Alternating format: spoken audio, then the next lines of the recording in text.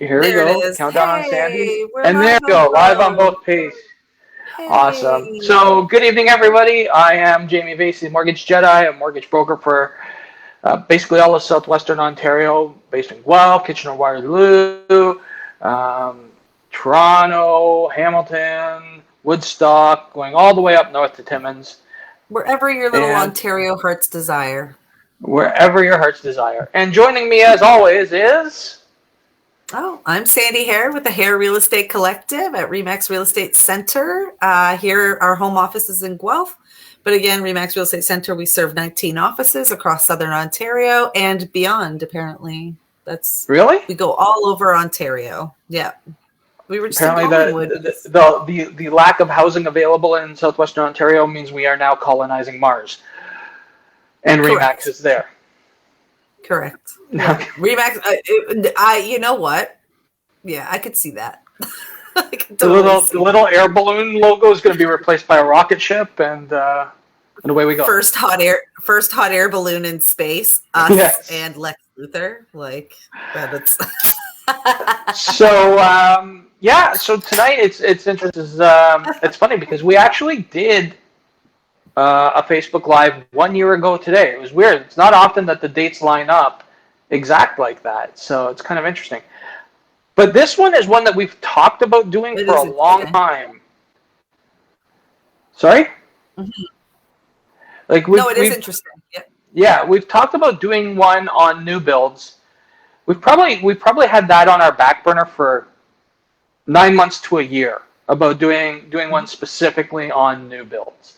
And I feel like maybe now's the time because, to your point, there are not a lot of new builds happening, but there will be.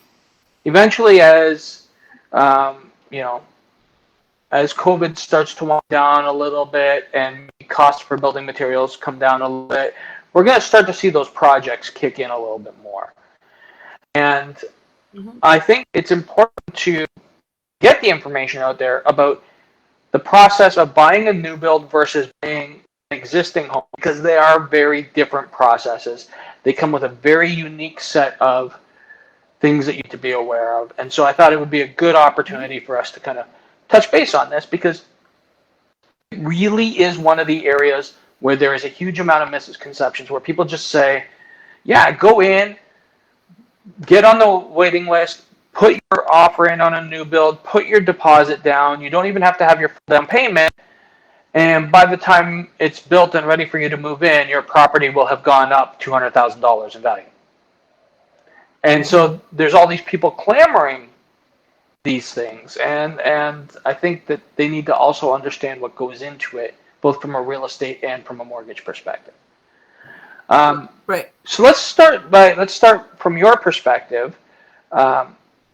One question that I think probably comes up a lot when it comes to new builds would be, why is it so important to still use your own realtor when dealing with a new build? Yeah, that's a good question. So again, new build is an option for almost anyone. There's certain people that I don't bridge the conversation with early on.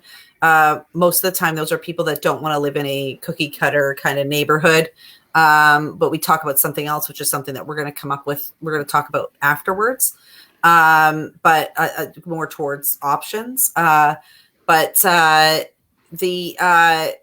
One of the things that we offer as like a service within our team is like a liaison service with builders. My business partner, Rebecca Walker, she's a busy lady today. We've been kind of hectic, but we will have this conversation with her maybe later in the year as well, because she's a specialist on this sort of thing. It is important for you to talk to your realtor about what your options are for your price point in new build in the area. And the reason for using a realtor is that if you use someone that has good standing with builders, they want you to be represented most of the time. Most builders offer a commission anywhere from a flat fee to a percentage that can't be deducted from the purchase price. It's just folded into the purchase price. Whether you use it for your representation or not is up to you. But basically like it's folded in there. So we can let you, doesn't mean that we, like, as far as like our team goes, we will kind of guide you through, as even if builders aren't, like, as we're just all about people making good decisions, but most builders will pay anything. Again, 2%. I've seen builders at 3%. When I first started in real estate, I've seen that happen, and that's on the base price. And they want you to be represented because that creates smooth transitions. You're an educated buyer with your own representation at that time. So if I'm hearing you right, it really, as a buyer, much like if you're buying an existing property, doesn't cost you anything to use a realtor, in the sense that you're going to pay the same price for your house no matter what. No matter what. So you might as well have kind of an independent person representing you rather than just using because what happens is if you just use whoever their person is that's doing the selling from the selling office or what have you, you're basically giving them a 2% discount or giving them an extra 2% profit or type thing. That's right. Right? Yeah, I don't know how the dynamics work with like the realtor that works the office, or if they have someone on staff. I'm sure a builder maybe has someone on call, but they don't have to pay out that money. They won't. They'll just keep it. But it's no discount to you. There's no advantage. It's just most builders fold it into their price, what they're willing to pay a realtor to bring their buyers. There are builders in town, I speak to Guelph, that don't work with realtors, and they often have product left over, even in busy markets. But I just think personally, if somebody's not letting you have representation, or is not going with the standard kind of norm for the industry, I would take that as a red flag. Yeah, that'd be kind of like Sorry, to that point, you could pay for your own representation. You could hire a realtor to represent you in that and work it out with them. I've worked it out with clients before over like, oh, we'll take you out for a nice dinner or golfing or something like that for helping, or you know what I mean, or whatever, they'll refer me out. Like it's been kind of like stuff like that, but it's folded into the price. Yeah. So the whole thing of builders who don't want you using your own representation, or who won't work with you if you use your own representation, to me that's akin to a car dealership saying, we'll sell you this car, but we don't want you to take it to your own mechanic to have it checked out first. Yeah, correct. Yeah. Or they won't let somebody else lay eyes under the hood. Yeah. And you know what? At the end of the day, like most builders in Southern Ontario, are held to a certain standard. You're not, for the most part, you're not dealing with people that are shady. Like I've met some really great builders the last little while. O'Malley Homes is wonderful. Fusion Homes is really great. Gemini's been good.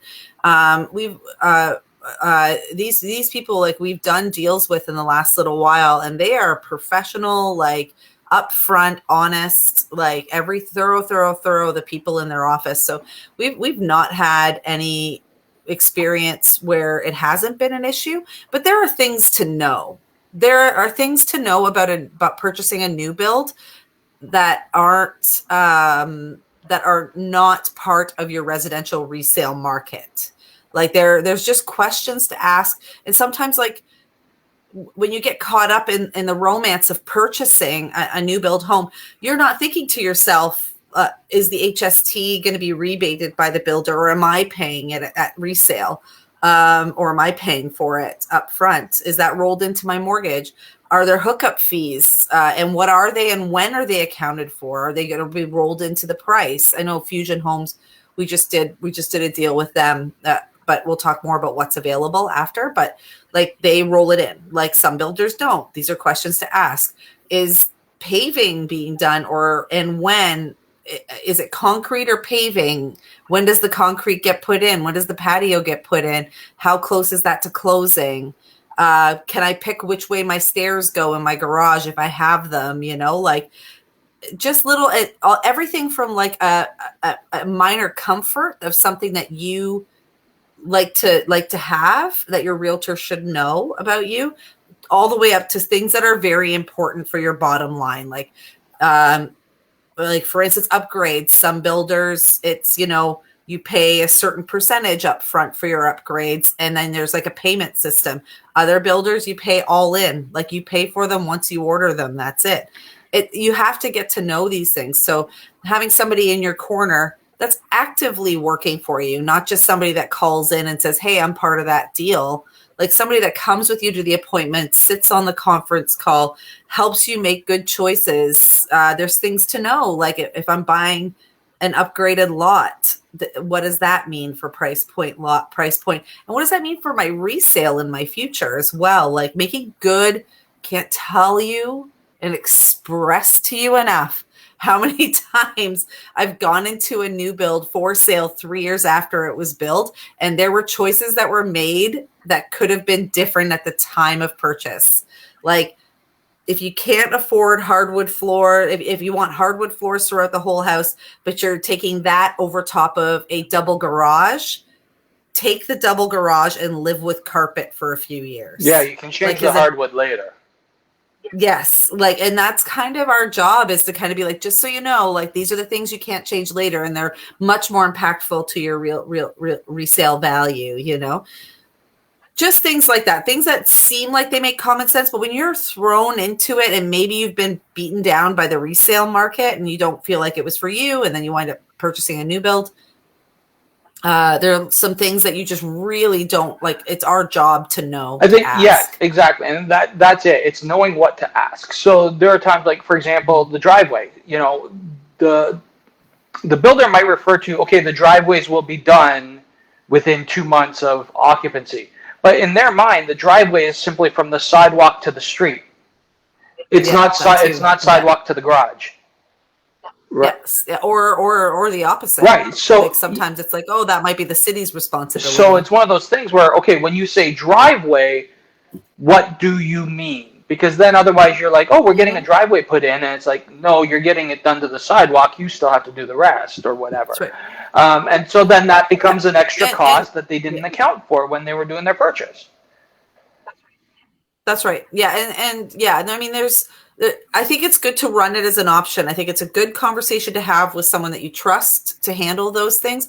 And it surprises me every single day when I talk to realtors that don't talk to their people about new builds. Yes, there is very little inventory. And yes, we're looking at, you know, we'll talk more about that, but a very complicated market as well. It takes a lot of knowledge to like get in the door there, or sleeping in cars. I've done that as well. Little overnight camping in parking lots to get it done. But it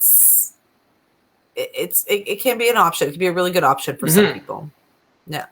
So let's talk. Akin to that would be why using a mortgage broker when it comes to a new build would be different, or a mortgage Jedi would be different than just going to your bank. And it does start with at the beginning of the process, because builders now, and this is for a little while now, they've been asking for this, they need to see a mortgage approval. So this build might not be done. I noticed that. It might not be done until 2 years down the road, but they need to see that you're approved for that mortgage now. So it's not later. It's not, okay, well, you know, I'm working on getting a better job, so we'll be able to afford this mortgage. No, that doesn't apply. You need to be able to qualify for the mortgage today. Now, where that's different is oftentimes you can walk in and you can get, and the other thing to understand is when you get a mortgage approval, that mortgage is not guaranteed for you 2 years from now. So if you have a change in circumstances, like you change your job, your income changes, your debt ratios go up because you decided to or needed to buy a new vehicle, all of those things can potentially impact if you lose your job. I've seen that happen. All those things can impact you actually getting that mortgage and jeopardize your new build house. Those are things that, unless you have a mortgage partner who's checking in with you regularly, instead of just saying, hey, this is something I don't have to worry about till you come back to me in 2 years' time, unless they're checking in with you regularly and staying on top of things, these are last-minute risks that it's like, oh, what do you mean I no longer qualify for this? I'm going to lose this house and the deposit I put down on it. The thing to understand is just because you get that approval, you're not getting approved at whatever the rate is on that day. So if you get approved today for something that's closing a year and a half from now, you're not getting today's rate on it. Mm-hmm. The lender will not set your rate until anywhere from 90 to 120 days before you close.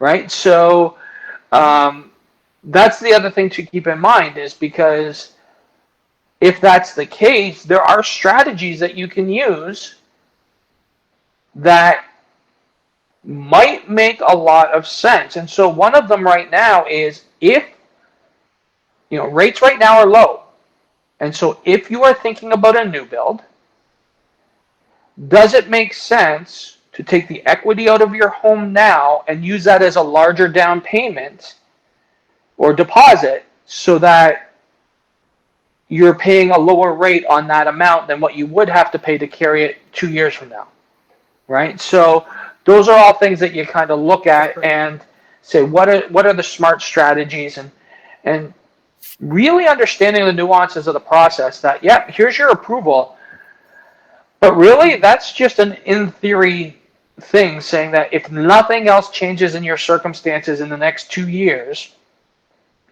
you can get approved. The other thing that you talked about is upgrades. Mm-hmm. Oftentimes people will sign their agreement, they'll get their approval, and then as the building process starts to happen, they start having conversations with each other saying, you know what, I really do think we'd be better off with the higher end countertops or the cabinets or things like that. And suddenly the purchase price goes up a little bit, which impacts your approval. Mm-hmm. Right? All of these things. And so needing to have somebody there in constant conversation or constantly checking in on those things to make sure there are no surprises come closing time. Yeah. Yeah, I think it's important too. And there's a reason why builders have set it up in such a way for you to see that you're approved now as well. That's one, because if you're good now, good chance that you'll be good in 1 year. It would take a lot for that to happen. Two, oftentimes those builders don't have assignment clauses, which we can talk about later. Assignment clauses have been kind of used and abused a little bit by prospectors over the last years, and a lot of builders are putting their foot down about them. But that has a lot to do with, they want to make sure that it's going to the people that they're selling it to, and not inflating the market any more than it needs to be, and other reasons too, I'm sure. And then also another reason why they're asking for that approval up front is because there's a good chance that if somebody who has their mortgage approval right now has a mortgage broker that's involved, or that they can call if there's questions. So, hey, what if we got those so we did get the double garage, we got the frame and everything that we need, the loft, like we did the thing. And now we're looking at our finances and we got a bonus coming. We're thinking, what if we paid half, like, what if we put more money down and, got the hardwood floors all the way throughout? Like, we don't have to make that choice till February. Let's use February as an example, because it'll be a new build next year. What do you think that would do for our approval? Mm-hmm. And I think that builders like that reassurance, again, to that you're working with someone that you can get your hands on, get on the phone. Yeah. It's interesting. I do want to kind of talk about assignment, because that's actually played in. I know your favorite topic, yeah, but that's kind of played in partly to why we need this conversation, because assignments. So for those who aren't familiar, basically, assignment is a nice way that the ugly term for it is paper flipping, where people would come in, they would buy a new build, knowing that it's not going to be done for a year and a half, 2 years, what have you. And prior to closing on the actual build, they resell that unit to someone else at a higher value because it's now gone up in value. That's right. So this is something that was very common for foreign investors, domestic investors. They would do this as a means of, hey, all I have to put down is the 10% or the 20%. And in many cases, builders have a schedule, so you're only putting it down in small chunks every 2 months or what have you. That's right. And then you... Yeah, but like when the framing goes in and the drywall goes in. And then like that kind of thing. You capitalize by selling it off before you even close on the mortgage. So you never actually have to get the mortgage or carry the costs of it. You sell it, you make a profit. The builder actually loses out because you're now profiting off of the fact that they've made these great houses that have gone up in value. Right. So let's talk a little bit about that, because that is something that if people still have that romantic idea of something they can do, it's becoming very difficult to get that done now, because builders are actually putting no assignment clauses in there. Instead of doing schedules, they're now asking for large down payments up front. And that presents a challenge in and of itself that we can talk about later. But so that's that kind of romantic concept of paper flipping or assignment, investing in a new build and selling it before you take occupancy, or even renting it out, considering that rents have not gone up in value the same way that property values have gone up in value. That becomes a lot more challenging. It's not as realistic or as romantic as it once was, is it? It's not. So the original purpose of an assignment clause was to protect builders in that they know it's going to close. Because let's say, Jane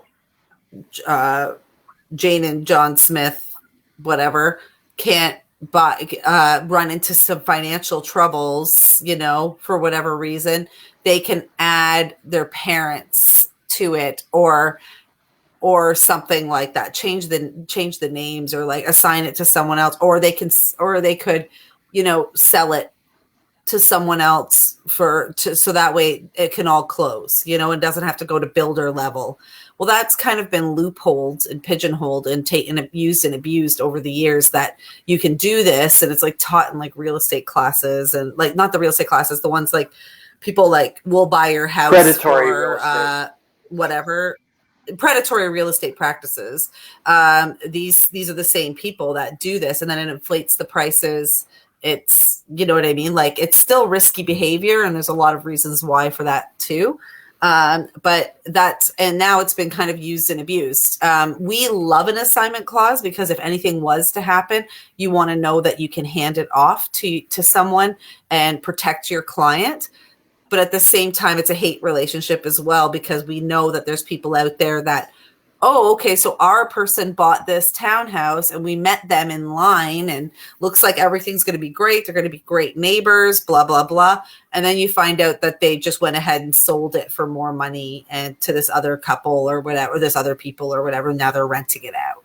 Like, oh, I thought I was buying a house. Not that that was put on the builder, but, and that's actually literally happened to us before, So assignment clauses are great in that I love anything that protects both parties, gets everybody knowing that transaction's going to happen. Like we said it would, smoothness, all about smoothness in a transaction. But at the same time, it is a major loophole for a predatory transaction. Mm-hmm. Yeah, which is unfortunate. I have a love-hate with it. Yeah. I have a love-hate. I like to ask for it. I like to see it, to ask for it if we can. But right now with the builders and everything, like the very lack of inventory, and especially detached new build, it's hard to ask. It's a hard ask, yeah. So let's talk about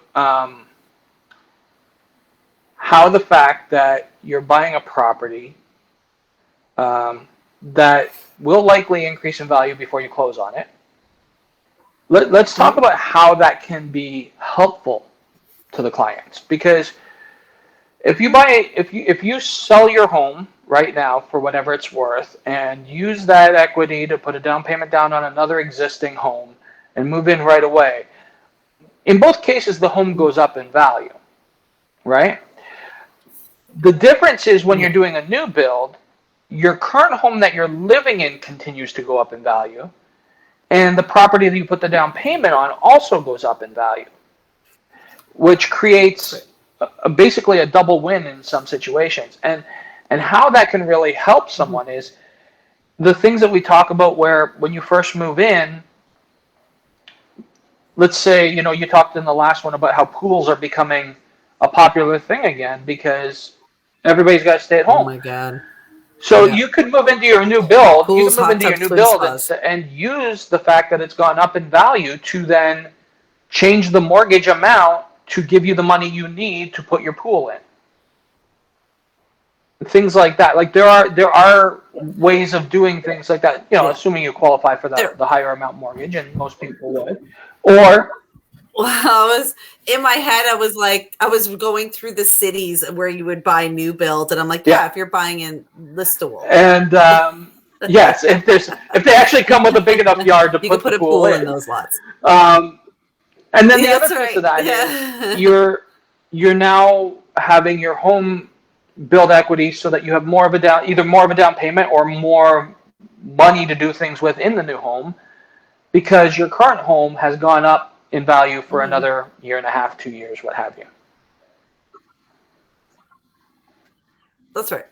So I think that So the thing is about a new build is that if you have this whole if you have you got to kind of roll it back a little bit. New build isn't necessarily cheaper than the current market, what's happening right now, right? So there's a lot of different options. If we want to talk about options there, when we're talking to people that like or don't mind condensed neighborhoods, that's first and foremost, like the number one point of conversation when we're talking to people about buying a new home is, what neighborhoods are you looking to move to? Do you have some favorite neighborhoods that you like?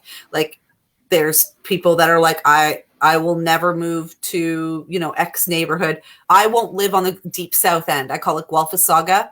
I don't understand it. It's not Guelph to me. I'm a downtown person. I like downtown. I like west of downtown, especially east of downtown. Sure. St. George's. I like that as well. But I really like my neighborhood, Junction. I really love it here, or west of downtown. But there are people that like those homes that are they like those layouts and those homes. Well, okay, if you like that, then let's see what's available for new build. But I wouldn't say that that they're always necessarily the cheapest option. I think we have to get that out of our minds, that it's the cheaper option. It's just a different option. But there is an opportunity, to your point, to gain equity from a new build purchase without even living in the home, and with it becoming the difference between the two. Sorry, I'm going the wrong way. The difference between the two is a residential resale gets older, and that demographic of buyer can get narrower. So even I have people now that won't even look at things built in the 90s. They like new build, new build. Those are the people we talk to about. We talk to about, buying new build. But you get crazy people like me that love 70s houses, but they won't even look at anything in the 90s. The difference is that if you buy a house, an home already built, really well done on the inside, nicely finished, there's always little something like that dusty rose carpet that's still upstairs in the bedroom, or, it's still a 90s house or whatever. I know it sounds weird, but it's still a 90s house. It's an older home. Whereas the new build is currently being built, and maybe you got it for about the same price point. And eventually the older home will not appreciate as fast as the new homes. So as we see in the south end of Guelph, there's that whole new end of Courtright East. Those houses have skyrocketed in price, whereas the older end kind of echoes it, but not to the same number that the newer homes, because they're brand new. They still under Tarion warranty. They still have, all the appliances are under 5 years old, roofs under 10 years old, everything's under 2 or 3 years old. You don't have to think about it. You don't have to think about, okay, well those are new shingles, but did they take the old shingles off 20 years ago when they put it on? It's these little funny things that devalue it for that demographic of buyer. So yes, it goes up in value the second they cut ground, but it goes up in value instantly from without even having structure. But then it kind of goes past old build at a certain point. So does that make sense? It does. And so let's talk about things people may not be aware of if you buy an existing build, you can see what those things are. You can see the dusty rose carpet. You can see, but you can also see your yard and say on day one, I can have my barbecue out there and things like that. I think what people don't realize is there is a trade-off. With a new build, you might not have dusty rose carpet, but you're going to have dust for the first year from the other construction that's still going on and kicking up and all of that stuff. You may not have grass for the first many months. You may not have a fence for the first many months. You may not have a driveway or a sidewalk. The Amazon driver might not be able to find you because your street's not on Google Maps yet. Like, there's all of these things. There's all of these things that I think people think, oh, a new build, I move in, it's move-in ready. Well, yes, inside the house is move-in ready. The outside of the house still has a lot of stuff happening to it, right? Changes of postal code as well. I've run into that as well, where I had somebody buy a condo that was only like 3 or 4 years old, and the postal code on it had changed three times. All of these since things they bought are the community mailbox is a temporary one. Like all of these little things that people don't realize. Right. Oh. Sometimes, like, so like if, for instance, just things to know from people who buy a new build, if you buy on the first, second, third, fourth floor, you generally have a sooner move-in. Is it those floors? They have sooner move-ins or whatever, or is it the top? It's one or the other. It's a flip. Sorry, I'm getting confused right now. But if you it is the bottom. So like they start moving in phases. So you start moving in on the bottom. But technically, with a condo, it doesn't become an ownership until the condo corp is formed. So you're technically renting for the first, could be a year, depending on what happens, especially with COVID. Yeah, let's talk about the mortgage end of that. So a lot of people think when I move in, my closing date, my mortgage kicks in. If it's a condo situation, that is not the case. Your mortgage doesn't take effect until the condo corporation is formed, and it has to be a certain percentage of occupancy before that happens. So yes, in the interim, you're still making those payments to the builder, and it's going off into the ether, and then your mortgage kicks in a year after you've been living there or what have you, once the condo corp forms. So in this sense, if you're like, well, we want to move so that we stop paying rent, well, a new build might not exactly accomplish that for the first year, just so you're aware, right? Like, it's when occupancy and condo corp is informed until it's like 75% occupancy or something like that. And if you move into a high rise, or if you are the first person to move in, that can take a while. That can take a while. It could take a while, especially if a global pandemic. So that's definitely something to keep in mind. There's just so much to know and to prepare for, and I mean that can affect. It can affect like how you go about if you have to sell something, or that there's all these things that it can affect. So yeah, it's just there's. You touched on something else. I think there's a lot of misconception around, and that's the carry-on warranty. So. People have a warranty on their home, but I think they assume, oh, good, anything goes wrong, I just contact the builder. I don't think they realize the process involved, that you have 1 month after move-in. Like if you notify them of things in that first month, they'll come around a month after and rectify some of the things. Mm-hmm. And then the next time isn't until I think a year after move-in. So the carry-on warranty, for the first year, it's bumper to bumper for the builder. So it's not technically a 1 year visit. It's if anything happens, nail pops, sink comes loose. We've had that before. Toilet comes loose. Tile pops. And flooring comes loose or anything like that. That's bumper to bumper, like a window screen falls off. But the builder, they come around. The builder can do it where they'll say, okay, if you're reporting to me you have like 7 nails that have popped, I'm going to have somebody come around on a day 3 months from now and take care of every unit on that street's nails that have popped. Yeah. Right? It doesn't mean they're going to come right out the next week and fix it for you. No. It's usually no. So it's they don't. It's not. Don't expect it to be a 5 alarm fire unless it's something pretty serious. So yeah, no, that's true. If it's nail pops and stuff, you'll get them fixed later.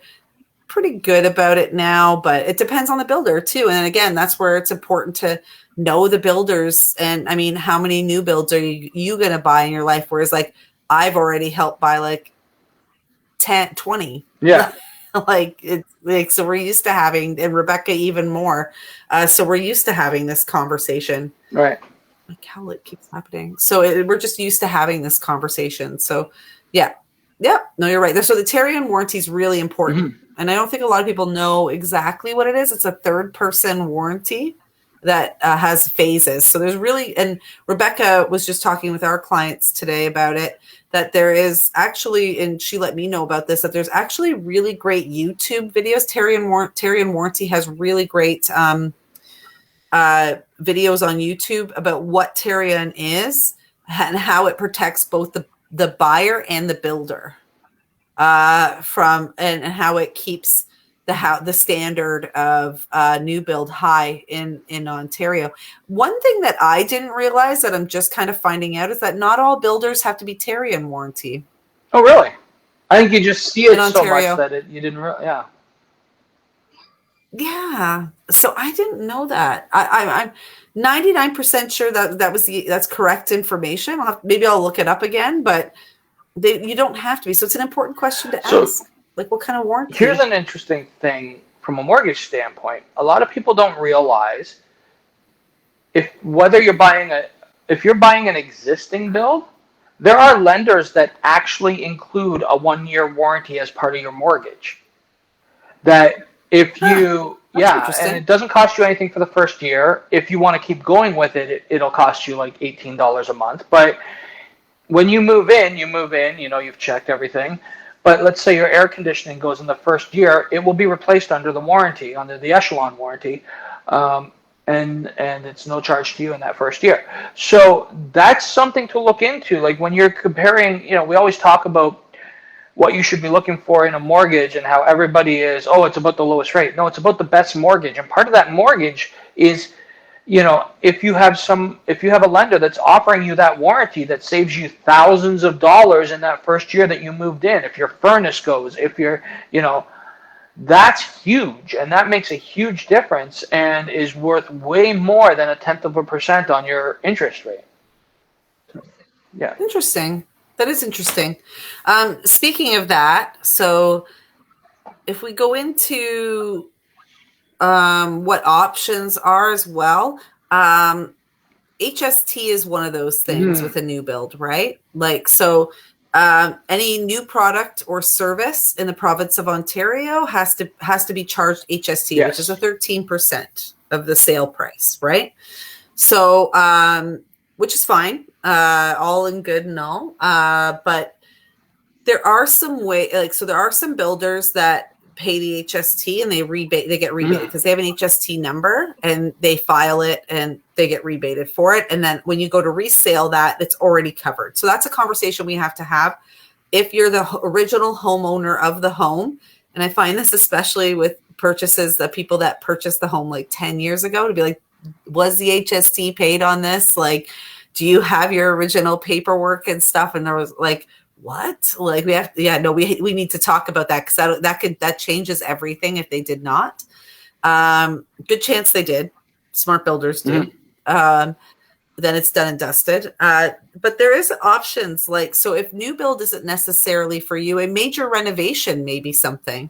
If you like those new finishes, if you like those new things, purchasing a home that is, maybe not exactly what you wanted, but is in your price point, and then working with someone to do a build, getting and leveraging a purchase plus improvements or leveraging a line of credit of some kind or a building loan of some kind to secure the funds to do a new build. And if you can maintain a structural wall of that home or use the footprint even of the home, you don't have to pay HST on it. Yeah, definitely. It is. So it can be It cheaper can to be do that cheaper, option. but it's oftentimes from a mortgage standpoint, it's trickier for the client because even with purchase plus improvement, you have to come up with the money up front, and then you That's get right. reimbursed, and you have to go through. Yeah, mostly Sorry, go ahead. I think most people do it through a line of credit. Yes, but then you have to say, okay, if we're using our line of credit to do this, that amount has to be factored into your debt ratios when you're doing your purchase plus improvement. And so those are things that people don't think about, right? It's one of those things where, and you have to get quotes ahead of time from the contractors to say how much it's going to be worth, cost. Generally, when people take this avenue, they're approved way up here, and they purchase something way down here. Like way down here. Like they want a 4-bedroom, 4-bathroom, 2-car garage home, but with a gigantic backyard. But it doesn't match their price point. So they're like, all right, well, here's the lot size and here's the house on that lot. We'll just keep that front wall and build off the that back strategy was more commonplace. I'm going to say it was easier to do a year and a half ago, where you could buy a home that once you do the improvements, it's worth $800,000, and you can get away with buying it for $600,000 because it's in rougher shape and needs all the work. In today's day and age, because of how competitive the market is, even properties that need $100,000 worth of work are still going well above asking, and so that makes it a lot more challenging. You know what? It does, but I'll tell you, I'm going to come back to this, but we secured a property this year on condition under asking. So, and we just recently took one off the market before it went to market. So before it came to market, there are no lemons necessarily on the lot during this time because everything is up for grabs, but there are houses that sit and they're generally tenanted. Mm-hmm. It's generally the houses that are tenanted. So if you can carry a house and collect rent from people, and pick out I'll tell you, every house that's sitting on the market right now is tenanted. My recommendation is that if you are looking to purchase a home or whatever, but I would say look at tenanted homes that have been maybe tenanted the whole time. Right now, like I get people's issue with like asking people to leave and stuff like that. But at the same time, these landlords often have to liquidate their assets for one reason or another as well. They are just generally people usually that have bills to pay as well. But if you can purchase that home with tenants in it out of competition, with there's tons of them. I went and searched the other day. There was like 15 houses sitting on the market below market value in Guelph the other day. With tenants in them, get it, hold on to the tenants, secure a line of credit, and when it's time, pull tenants and do the renovation and build the house that you want. That's what you have to do if you can. But if not, this whole issue of like tenant issue kind of thing with landlords needing to liquidate assets will probably go on for a little while longer. So that's the market to do it. I think it's going to keep if somebody's going. Looking for that option. I think that's going to keep going on until we get to a point of where our borders are open to immigration again. Right? Because so we'll because see. That's when you get the people coming in who need to rent for the first little while, right? That's right. Well, that's and we'll see. We'll see where I gotta switch gears. We'll see where this road takes us. But that's the house to do it to. Those are the ones, like, find the lot that you like, find the house. Maybe you might be able to do major renovation. That one, ask for a super long close on it or something. Consider it like a new build. Try and stretch it out to like the fall or something like that, and make sure that it's just making sure the tenants are gone when you go to take possession and do that major renovation. There was a house on. We had one listed on Freeman that was really perfect for that. But again, tenanted. And then there's a ton of them. There's a ton listed right now that are great for that option. But it's pretty much when you buy a home that requires a major renovation, you're basically buying a new build. It's basically pick your own finishes. Right. Like really at the end of the day, if you're pulling things back and you're, getting, as long as the house hasn't been, I call it Uncle Chucked. But it's like when someone's like, Uncle Chuck knows to do everything, knows how to do everything. So it's been like owner, Uncle Chuck. I use, because Ken has an Uncle Chuck. It just makes me laugh. I like his name. But I like just where you like go in and be like, oh no, Uncle Chuck knows how to do renovations. And I'll put it in the toilet. No, he'll do this. And then everything's just kind of slapped together a little bit, like years over years over years. You're not undoing that kind of work. Like if you could find something that's like pristine condition, a Nona house or something like that, and something that you can either move into or it's exactly what it is. A Nona house is like a time capsule. Their houses like built in the 60s, that they're exactly as they were, like exactly. They have the tiny spoon collection on the wall. Tiny. Yeah, and like that kitchen in the basement for making sauce, like perfect. But it's it is what it is. Like maybe you Airbnb it out for the first little while, when that's a thing again as well. There's lots of different options. It's just a matter of like, and I really do feel like, and the reason why I'm bringing this up, and I'm really glad that you brought up the idea of new builds again, was that I think this market we have been hammered with buyers. Like I feel like I'm going into war like every single day with buyers. I really think it's important that we talk about options and we talk about positive options for buyers because they're out there. Like they are out there.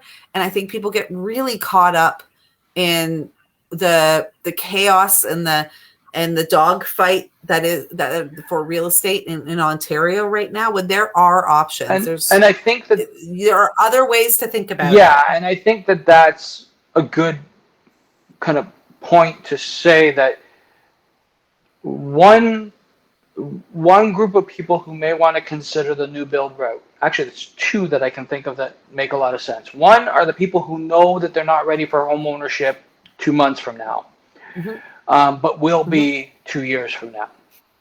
Because as soon as you do that, you're forcing yourself to save your down payment because you have to make these regular scheduled payments to your down payment. Yep. And two, you're making it real. You're giving yourself a goal to achieve as opposed to an idea that might happen or that you hope might happen. If you want to buy a house next year, make it happen by reaching out and starting the process now with the new build and say, okay, then I will own a house next year. Whereas if you're like, I want to own a house next year, but it's just that idea that stays out there and you don't have a roadmap getting you there, it's all an in theory thing. The other thing is for people who don't have the appetite for the going up against 11 other offers type scenario, where if you do not have the appetite for what the market does require right now, which is looking at a lot of different places, putting in offers, missing out on offers, readjusting what's important to you, expanding your, all of these things that may have to happen, or being a little bit patient, all of these things. If you want to just say to your realtor, okay, I want you to get me on a list so that when new builds become available, we can go have that conversation and look at the model home and things like that. And I know that if I'm putting an offer in on the new build home, I'm not competing with 11 or 12 other people. It is what it is. I don't have to worry about missing out because somebody else went $5,000 or $10,000 more than me. All of those things. Like if that's something you don't have the stomach for, then maybe new build is something that you might want to explore. I will say yes. It is great for those people not ready for homeownership and everything. You are still in competition for new build though, unfortunately. So where it is good is you're right, is that it is firm pricing. So the builder says this floor plan, this lot on this elevation is X base. and this upgrade for the lot, like, so that's your base price, and then anything above your standard on this wall is upgrade. And we'll talk about that as we go here. Yes, I agree with you for that. But you, one misconception is that you're not in competition. You are absolutely in competition for new build, 100%, every single one of them. So for instance, we have clients like, so the Glade in Fusions, the Glade, they sell out in less than 45 seconds. So if they say you have to call at 10 o'clock, if you're 10 and 45 seconds, you are not on the list at all. Like, it is so competitive and that's at the $1 million price point. So yeah, I should clarify that. There is a demand. There's certainly the same demand. But when I say you're not in competition, I mean, you don't have to worry about somebody else putting in a $5,000 offer more than you and you losing out on your home because of that. Yeah, you're not you're not jockeying for price, for sure. But you also have options where I think that new build is an important option for people is location. Like, are we talking that you no longer, as Ontario becomes, and I think that's something we should talk about in the future, as Ontario becomes less and less GTA centric, and as Ontario becomes, people start saying, that GTA living in Toronto lifestyle is no longer a thing because it's just been a year of shutdown there. And companies are starting to realize that they don't have to be so GTA centric, that their people can work outside of the home. Well, if you can live in Listowel, we can get you a beautiful detached home on a golf course for $650,000, detached with a huge yard, and that's with upgrades. That's with like mega upgrades, like we can get you that. Like, if you can do that and you only have to go into the GTA every once in a while for work, okay, great. Like, do you want to live in Listowel? It's a cute little town, like if you want to live in Blythe, let's do that. If if you can do it, let's do it. Let's explore Ontario. And I think there's another piece to that. Detached homes, existing detached homes, you never know when that home's going to come on the market. With a new build, you do. Right? There's going to be 10 detached homes available in this new build here. You can't necessarily look at, the ward and say there's going to be 10 detached homes coming available. Like, you'll be lucky if 10 detached homes go, you know what I'm saying? Like, it's inventory still, it's an inventory problem. The one thing about new builds right now that's different than it was before, Storybrooke in the area, I would say, is like the only one that does large block release, where like you could walk in and like help pick out your spot kind of thing. Like, we've had some success with that in the last year. But I would say, like, one thing about some builders, especially in like the Guelph area, like Kitchener, are doing trickle releases. Yes. So they are only releasing like 7 or 10 lots, like every 4 weeks or so. But that's one, because they have to watch their pricing as well. Cost of building a home and renovation went from $250, about that. That's with some good middle of the road, okay finishes and middle of the road appliances, to $450 per square foot. Yeah. And the average house sells in Guelph at about $525 per square foot. Yeah, and so you're kind of stuck between a rock and a hard place. There's two things that are impacting that, that's causing the trickle release. One is, like you said, the cost of goods has gone up significantly, so their cash flow isn't what it used to be.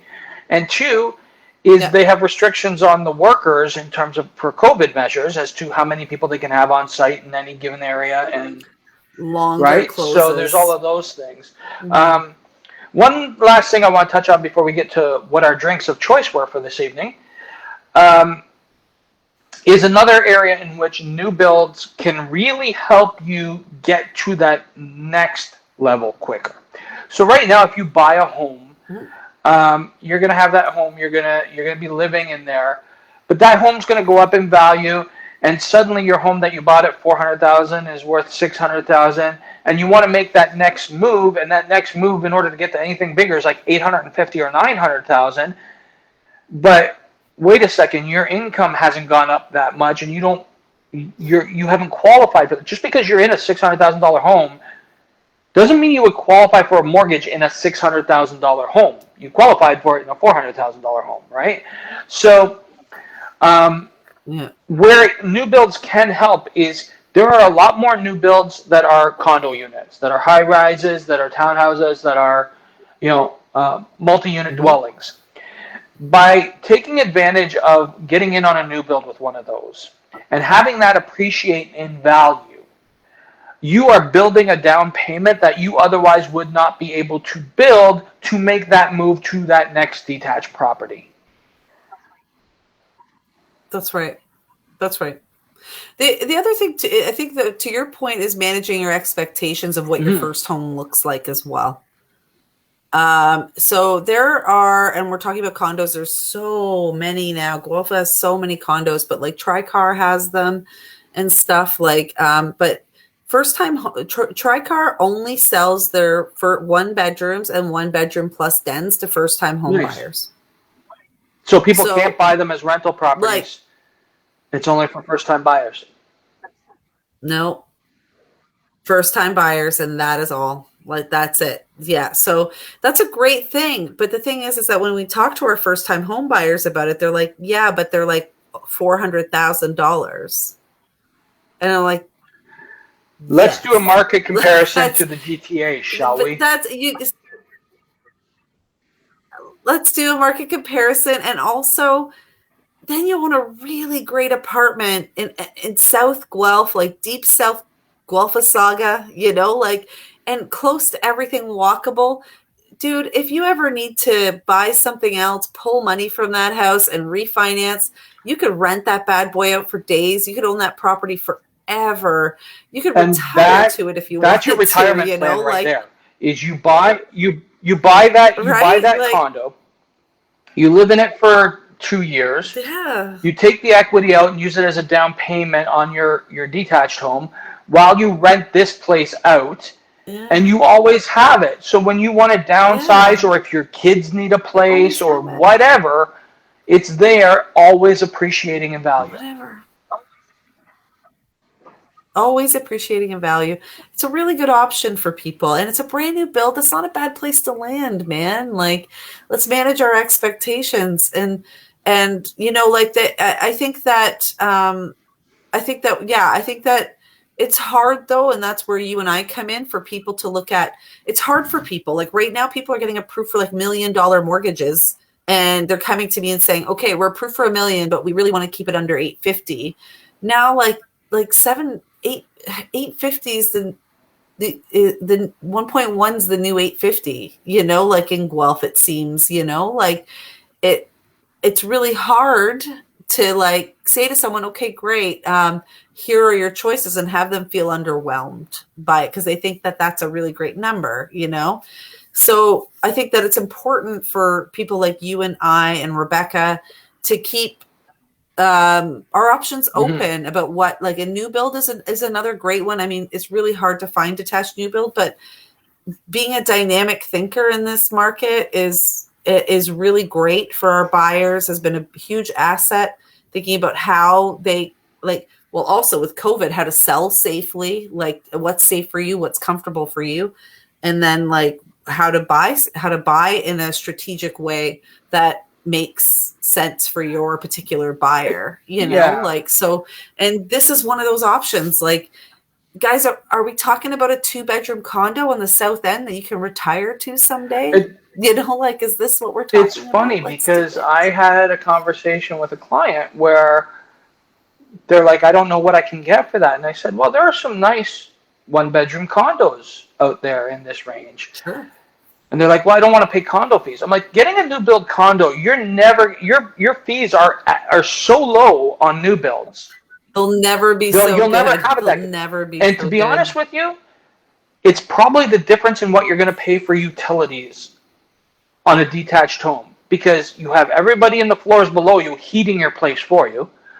right? Like your utilities are so minimal in a new build condo that, especially with the high efficiency appliances, like that versus having older fridges, stoves, things like that, furnaces, like Yeah, let alone the maintenance money right. on a resale So home. Like there's just so many options to weigh, and sometimes I think people need people like us in their corner. And I'm fine to brag about it, to talk about what your total options are, instead of just being like, what are you looking for? Like, and can't even count how many times I've talked to people and they're just like, oh, well, the last realtor we talked to just didn't return our calls after we told them how much we were approved for. That happens all the time. And I'm like, well, did they talk to you about yeah, renovations? Like I don't know, like I just feel bad, like there's in mortgage too. yeah, I've heard that too. it's So I just think it's good to keep your options open. Know these things. Know about new builds. Know what the inventory is. It's low. It's low in this area, but doesn't mean it's low in Kitchener's condo market is crazy. Fergus and their detached homes is unbelievable. Like, let's talk about Listowel. Let's talk about those places like Drayton, things like that. Like, what are we looking for here? yeah. Like it's you gotta stay loose. Gotta stay loose about it. So we hit the 1 hour mark. We should probably wrap up. I would like to congratulate you for making it through the hour and not swearing. Well done. I did Well it. done. So what were you drinking tonight? I had a friend give me a bouquet of Great Lakes Brewery beer for Mother's Are you Day. drinking Pompous Ass? Because she's lovely. No, I do like that one. Actually, I love Octopus Wants to Fight. It's my favorite. I don't much like the new branding. It's okay. It's a little cartoony for me, but I like their gritty old branding. I was having their premium lager this evening. It's kind of Sailor Jerry, kind of. It does look like a tattoo, like a Navy tattoo. It does. A lot of their stuff looks like that. Great Lakes is located in Toronto on Queen Elizabeth Boulevard, and you know what? I love their branding, and like their write-ups on the beer are really great and fun to read. I rarely have a beer from Great Lakes that I don't like. Anybody who's driving to downtown Toronto, as you get onto is it the Gardner that takes you in? Yeah, you're coming off the Gardner, and I think just look to your left. Just look to your left, and you see Great Lakes right Brewery. There. It's right there. Yeah, it's just right there. It's across from IKEA. It's and they have my favorite one-offs at Christmas time. They have the Harry Potter series. They have Harry Potter and the Cherry Hoarder, and Harry Potter and the Bourbon Soaked Vanilla Bean. That's right. So awesome stuff. Yeah, they're great. They're like Alora for me. Like, I rarely have a beer from Alora that I don't love. Like, Alora does nothing wrong in my books, and I love it. I've been off beer for a while, been drinking a lot of gin. Because I was like, this was my gin shutdown. So I was like, oh, this is great. Back on the beer. Nice. Here we go. What about you, sir? I am enjoying it's Oban Scotch, a 14-year single malt. I picked it up from the LCBO the other day. Departure from what I normally drink Scotch-wise, but really, really like it. And cannot wait till I get a chance to share a glass with my brother, because I know he will really like it as well. So. Oh, that's exciting. It's been with this cold snap, it's like I'd rather have a Scotch that warms me on the inside than a beer right now. So. I know. What's up with the weather on tonight is supposed to be the last cold night. Apparently, it's going. Now we're getting back up to the mid and high teens the rest of the week. So. I have these. I'm a plant person. I have these really great plants, and this is the year that I was going to start putting my really exotic, like massive aloe plant outside. And then this cold snap happened, and I have like little mini panic attacks. I have actually become a plant person. So on the weekend, picked up a magnolia tree. We wanted that outside, and of course, for the office, I got a money tree because it just seems so appropriate. Well, It's so like, and some people would say it'd be for luck, but really It it's just just feels appropriate. appropriate. I turn around and talk to Jarvis. I named right. it Jarvis after, the Oh, I butler love in it. Iron Man. Hey, well, you know what? Yeah, I love it. I love that. We don't have an office with a window, but the second that happens, I will abuse it with Yes. plants. Abuse it. Awesome. It will be abused. Well, thank you for this, friend, and we'll this was be great. chatting soon. Yeah, we will. All right, have a good night. Okay, pal. Have a great night.